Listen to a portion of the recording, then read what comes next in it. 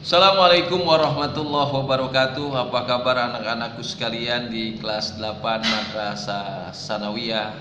Selamat berjumpa kembali, selamat bertemu kembali dengan pelajaran fikih di semester genap di tahun pelajaran ini.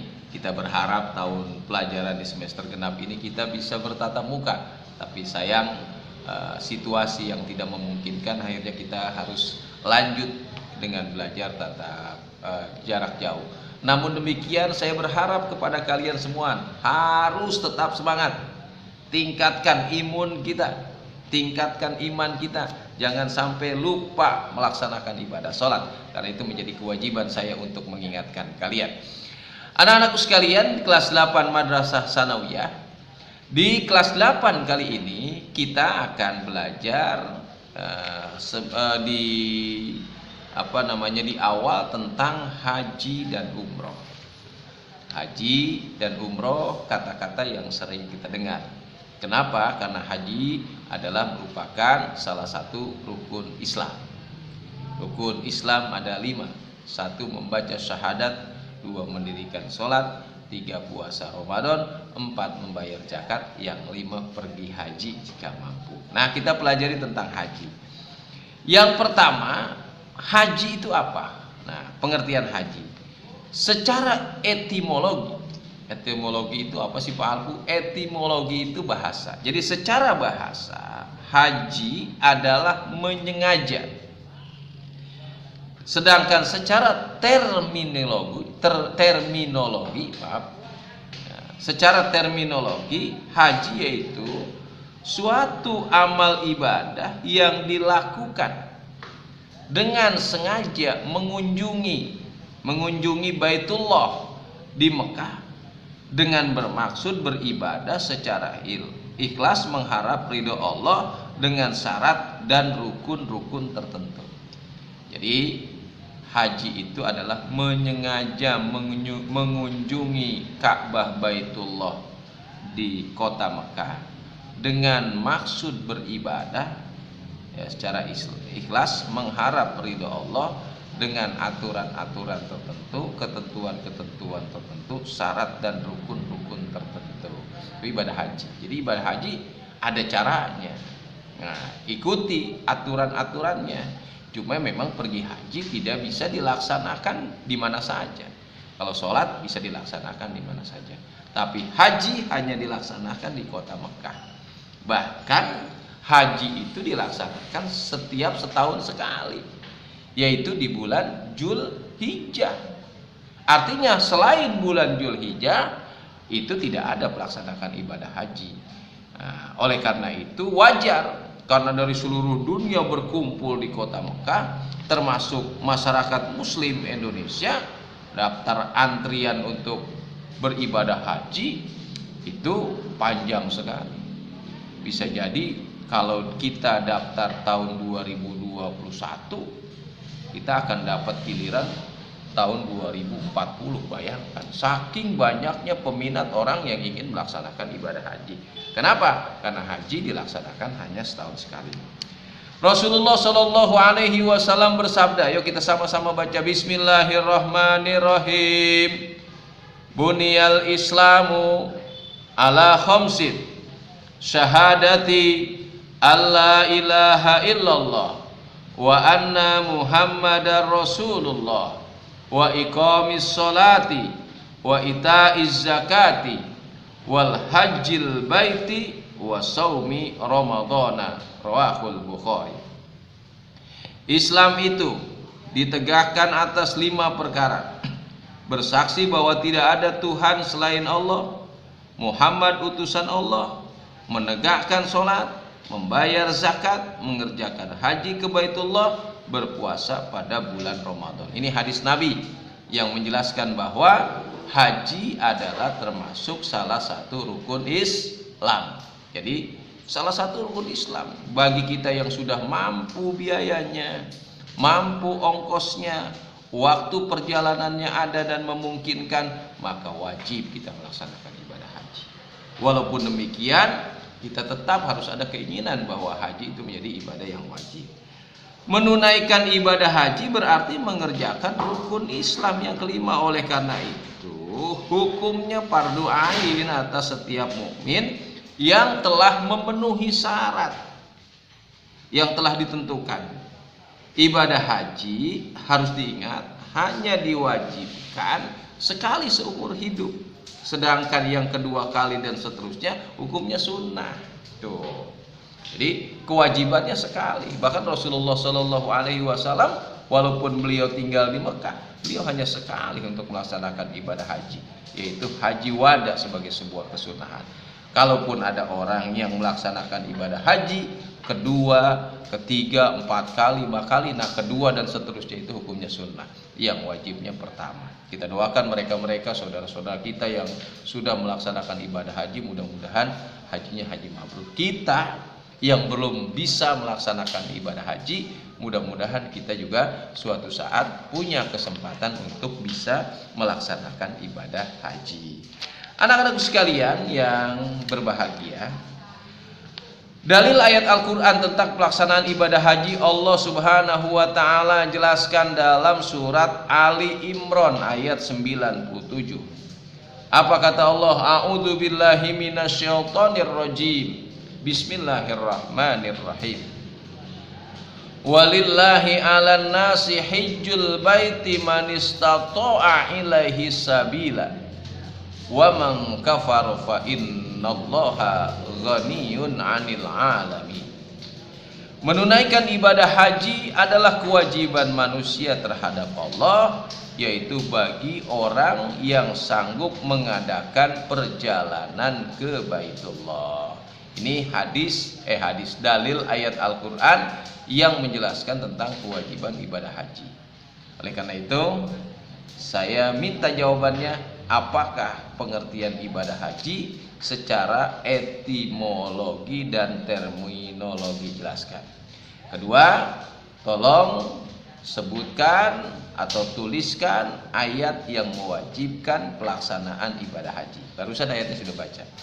Ibadah haji wajib dikerjakan dengan segera bagi orang yang sudah memenuhi syaratnya. Oh, masih muda, gitu, pengusaha, duitnya ada, punya kesempatan berangkat.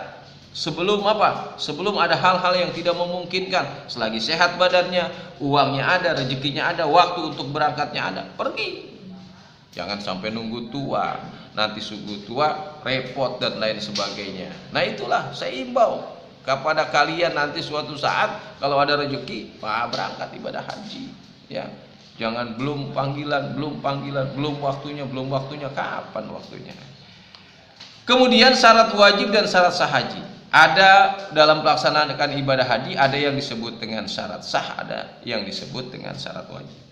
Nah, apa syarat wajibnya? Satu, syarat wajib melaksanakan ibadah haji Islam. Ya sudah pastilah yang wajib melaksanakan ibadah haji Islam.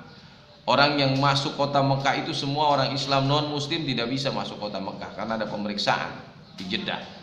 Yang kedua, sudah balik itu sudah dewasa. Anak-anak di bawah umur belum diwajibkan, namun demikian dia melaksanakan ibadah haji, ya sah. Saya pernah menemukan, bahkan bersama rombongan saya ketika melaksanakan ibadah umroh, ada bayi umur 2 tahun diajak sama orang tuanya. Kenapa? Karena orang tuanya punya nazar, kalau dia sehat sembuh saya ajak melaksanakan berkunjung ke Baitullah. Alhamdulillah sehat. Namun demikian sah. Kalau dia belum pun dewasa, tapi tidak wajib untuk melaksanakan ibadah haji, karena wajibnya itu sudah balik. Innamas sabiyu hajjun summa balagha fa alaihi hajjatun ukhra, kata Rasulullah, rahul Bukhari. Bahwasanya anak yang telah naik haji sesudah dia balik, maka hendaknya dia melaksanakan ibadah haji kembali. Dulu di sekolah ini, di Madrasah Sanawiyah, ada kelas 8 dia melaksanakan ibadah haji. Ya. Kalau dia tadi sudah balik, ya wajib lagi, karena dia belum paham apa yang disebutkan haji itu. Kemudian berakal sehat, artinya tidak gila. Yang keempat, merdeka, tidak menjadi bujang. Yang kelima, al-istito'ah. Istito'ah itu artinya mampu, itu syarat wajib. Islam, balik, berakal, merdeka, mampu. Itu menjadi syarat wajib. Yang keenam ada mahram. Mahram itu pendamping bagi wanita. Kalau istri ada suaminya, kalau anak perempuan ada saudaranya atau bapaknya. Sebab kalau tidak ada mahramnya bagi wanita, maka harus ada suami atau orang yang mendampinginya, saudara-saudara sedekatnya. An Ibni Abbasin qala Nabi sallallahu alaihi wasallam la tusafirul mar'atu ila ma'adil mahram. Dari Ibnu Abbas Rasulullah bersabda, janganlah seorang wanita berpergian kecuali bersama mahramnya. Itu ada hadis Rasulullah. Berikutnya ada syarat sah haji. Syarat sah haji, haji seorang bisa menjadi sah dalam pelaksanaannya harus memenuhi beberapa hal sebagai berikut. Satu, dikerjakan sesuai batas-batas waktunya. Ada waktunya. Nah, kapan waktunya? Mulai berbondong-bondong ya ke Arafah, kan al-hajju al-Arafah.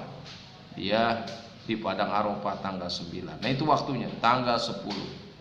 Nah, itu wukuf di padang Arafah. Kemudian melempar jumroh, jumroh Aqabah, jumrotul wusta, jumrotul ula.